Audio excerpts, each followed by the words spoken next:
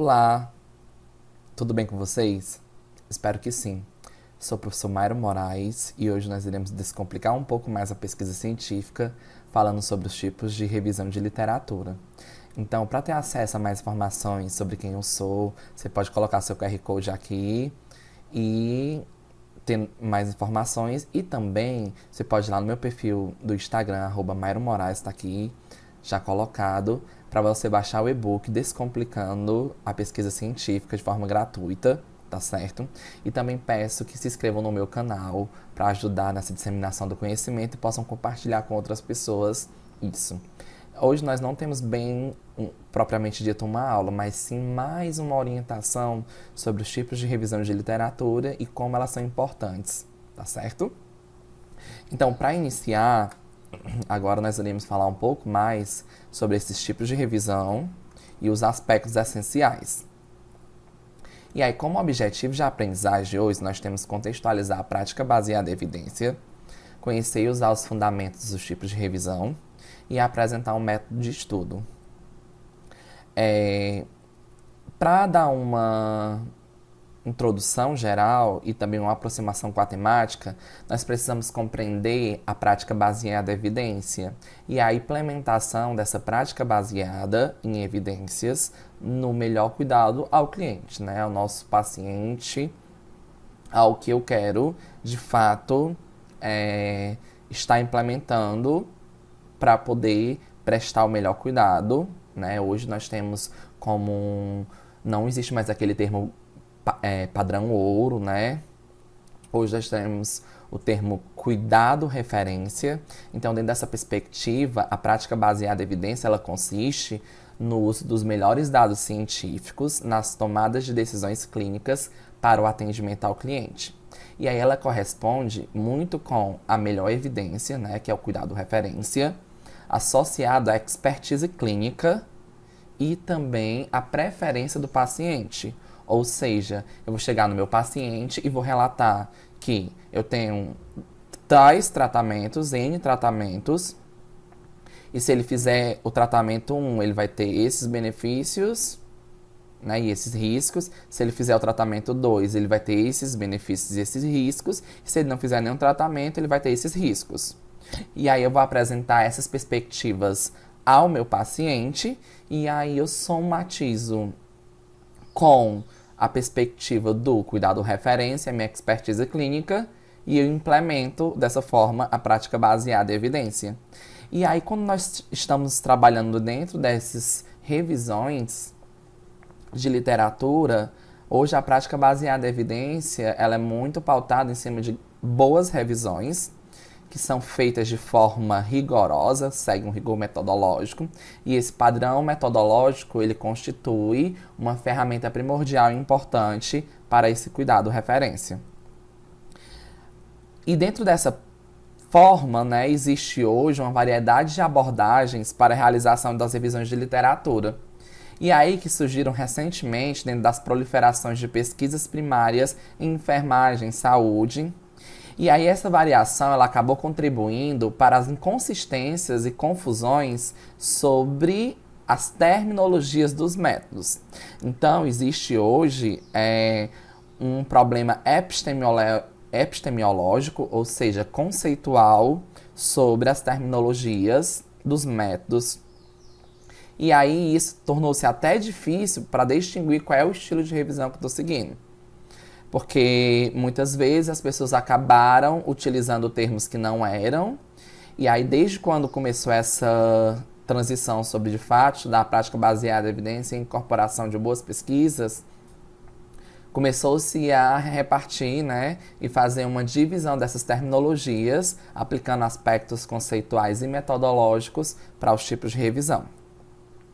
E aí, esses aspectos importantes, eles fizeram com que os tipos de revisão eles pudessem ser organizados.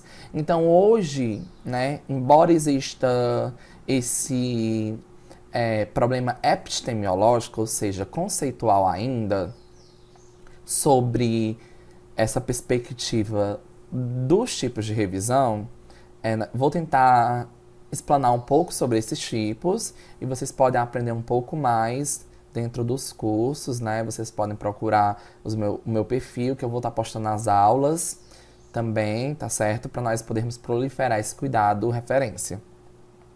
E aí, para contextualizar de forma conceitual, nós vamos falar um pouquinho sobre as revisões de literatura. E hoje nós dividimos as revisões de literatura em dois grandes caminhos. A revisão bibliográfica sistemática, ou seja, aquela que vai seguir um sistema, né? Ela vai ter um início, um meio e um fim. E as revisões narrativas. As revisões narrativas, elas tratam mais de um estado da arte. Geralmente é tudo aquilo que se sabe sobre o tema. Tudo que tem publicado. Ou seja, eu vou desenvolver a construção de uma pesquisa, eu inicio essa construção fazendo uma revisão narrativa, que é uma revisão conceitual sobre uma determinada temática. Ou seja, vou desenvolver um projeto de pesquisa, vou desenvolver esse projeto para o meu TCC, para pedir financiamento, para mestrado ou doutorado, eu preciso saber o que se tem publicado sobre isso. E aí nós temos um termo muito utilizado que é o estado da arte. Esse termo é muito bonito, né? Então, qual é o estado da arte dessa temática? Então, tudo isso tem contribuído de forma conceitual para a gente entender um pouco mais sobre revisão narrativa. Ou seja, a revisão narrativa é a implementação da incorporação de tudo que se sabe sobre aquela temática. É uma revisão mais conceitual sobre os conceitos. É a sintetização dos conceitos dentro de um mesmo estudo. Já a revisão bibliográfica sistemática, hoje ela é dividida em 3 grandes polos e também existe outros estudos, depois a gente vai falar sobre tipos mais específicos de revisão, tá certo? Mas hoje, de forma mais direta, nós iremos falar da revisão sistemática, da revisão qualitativa, conhecida como metassíntese, e a revisão integrativa. E lá no tópico essencial, lá de cima, como meta-análise, nós temos uma técnica que é utilizada na revisão sistemática para fazer análises, certo? Estatísticas. E aí esses métodos de revisão, eles seguem um rigor metodológico, eles têm um padrão, eles têm critérios para serem realizados. Então nós temos referenciais teóricos, tanto específicos para as revisões integrativas, como nós temos referenciais teóricos para as revisões sistemáticas, como para as revisões qualitativas, que são as metassínteses. E aí, para a realização desses estudos, eu preciso primeiro conceituar, né, bem definido o que eu quero. E aí, o meu objeto de estudo ele precisa estar bem definido, ele precisa estar bem delineado para eu poder começar a escrever o meu protocolo, tá certo? E aí, tal protocolo, ele precisa de cuidados fundamentais, escolher um bom referencial metodológico para a construção desses estudos e seguir um rigor, né? Hoje, as pessoas dizem, revisão é difícil de publicar. Não, revisão não é difícil de publicar.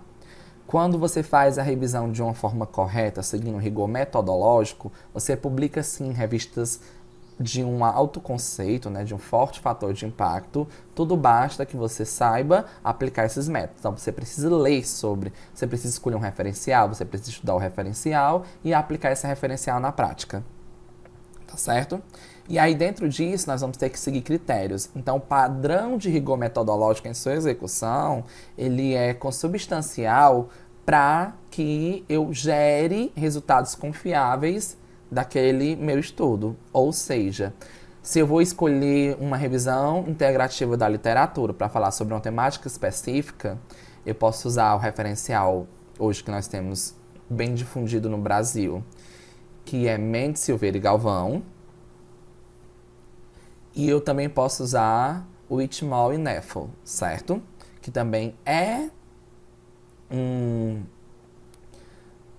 padrão metodológico referência que nós utilizamos para a construção das revisões integrativas. E as revisões sistemáticas, eu posso escolher o JBI, posso escolher a Cochrane, né? Cochrane, existe uma terminologia para isso, para a condução de estudos de revisão, mas mais que isso eu preciso registrar esse meu protocolo de estudo, né, numa plataforma de registro, porque eu preciso documentar o que eu estou fazendo para ter um padrão maior. Porque essa perspectiva, né, do rigor metodológico hoje, de forma primordial, né, o risco de viés de seleção. E aí, para eu garantir que esse viés de seleção ele seja bacana, eu preciso ter esses critérios dentro dos aspectos gerais. E aí, esses aspectos gerais, eles perpassam que toda pesquisa de revisão ela precisa ser feita em equipe. Então, eu tenho que ter no mínimo 3 revisores, o revisor 1, o revisor 2 e o revisor 3. E esse revisor 3 geralmente é para tirar os conflitos que os revisores 1 e 2 eles tiveram dentro do estudo. Então, vou fazer uma busca e essa busca deu tantos artigos, né? E eu parei e teve algumas disparidades. Eu preciso saber se eu vou incluir ou não aquele no meu estudo. E o revisor 3, que geralmente é quem tem mais experiência com a pesquisa, ele entra para poder definir esse critério. Eu tenho que ter expertise na temática, eu não posso fazer um estudo de algo que eu não conheço, porque quanto mais eu conheço aquela temática, mais eu posso me aprofundar dentro daquela perspectiva. Eu tenho que ter afinidade com o método, então eu preciso ler sobre o referencial metodológico para eu conhecer, e esse referencial metodológico ele vai me ajudar a construção dentro desse meu estudo. Eu tenho que saber o que eu vou propor, né? Eu tenho que conhecer a proposta de revisão e o que eu quero encontrar com aquele resultado, e se já não existe perspectivas disso, se já existe, o que eu posso fazer de forma diferente, e também diminuir os riscos de erro, principalmente o risco de seleção. Então é por isso que eu preciso ter um rigor metodológico bacana para eu poder diminuir os viés da minha pesquisa e fazer com que aqueles dados gerados sejam extremamente confiáveis. Então, dentro desse aspecto, né, seguir os protocolos do estudo é a principal dica para nós termos os melhores resultados dentro da perspectiva da pesquisa, tá certo? Então, essas são as nossas referências, vocês podem baixar e visualizar, são muito bacanas e elas de fato melhoram consubstancialmente a realização dos nossos estudos. Eu quero agradecer, né, pela atenção até agora, obrigado por ter ficado, se inscreva aqui no nosso canal, divulga esse vídeo e vamos fazer a proliferação desses dados científicos, tá certo?